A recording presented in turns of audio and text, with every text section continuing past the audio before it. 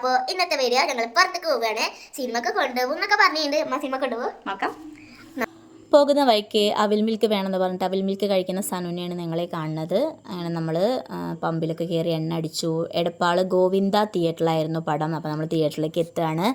അവിടെ എത്തി നമ്മൾ കാറൊക്കെ പാർക്ക് ചെയ്ത് ടിക്കറ്റ് എടുക്കാൻ വേണ്ടിയിട്ട് പോയി. ടിക്കറ്റൊക്കെ മുൻകൂട്ടി ബുക്ക് ചെയ്തിട്ടുണ്ടായിരുന്നു. അങ്ങനെ ടിക്കറ്റ് എടുത്ത് സനുവിന് പടത്തിൻ്റെ പേര് പറയാൻ കിട്ടുന്നില്ല.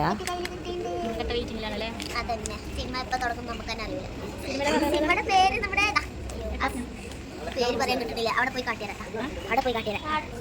ഇതാണ് മൂവി. ത്രീ ഫീസ് ക്ലബ്ബാണ് നമ്മൾ കാണാൻ പോകുന്നത്.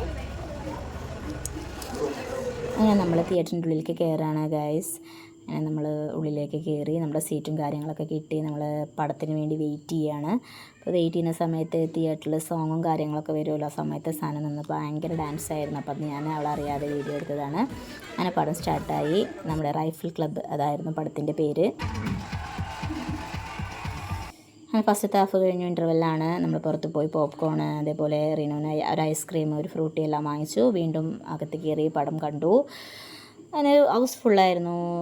നിറയെ ആൾക്കാരുണ്ടായിരുന്നു. അങ്ങനെ കണ്ടിരിക്കാൻ പറ്റിയൊരു പടം. അത്ര തന്നെ ഒരു ബോറടിക്കില്ല. നമുക്ക് വലിയ കഥ കാര്യങ്ങളൊന്നും ഇല്ലെങ്കിലും നമുക്കിങ്ങനെ കണ്ടിരിക്കാൻ പറ്റിയ നല്ലൊരു മൂവിയായിരുന്നു. അങ്ങനെ വിശക്കുന്നുണ്ട് പറഞ്ഞിട്ട് നമ്മൾ തട്ടുകടയിൽ കയറിയിട്ട് ഫുഡ് അടിക്കുകയാണ്. അപ്പോൾ എല്ലാ തരത്തിലുള്ള ഫുഡും ഉണ്ട് അവിടെ. കുറേ സാധനങ്ങളുണ്ട്. അപ്പോൾ റീനു പുട്ട് ചിക്കൻ വാങ്ങിച്ചു.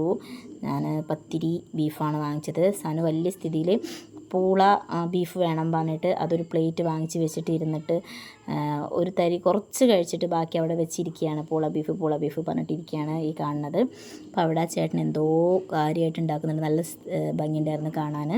പിന്നെ തിരിച്ച് 2 പേരും വീട്ടിലേക്ക് എത്തുമ്പോഴേക്കും നല്ല ഉറക്കമായിട്ടുണ്ടായിരുന്നു. നമ്മൾ തിരിച്ച് ഒരു രാത്രി 12 മണിയോട് കൂടിയിട്ട് വീട്ടിലെത്തി. ഇത്രയേ ഉള്ളൂ ഇന്നത്തെ വിശേഷം. Okay, by.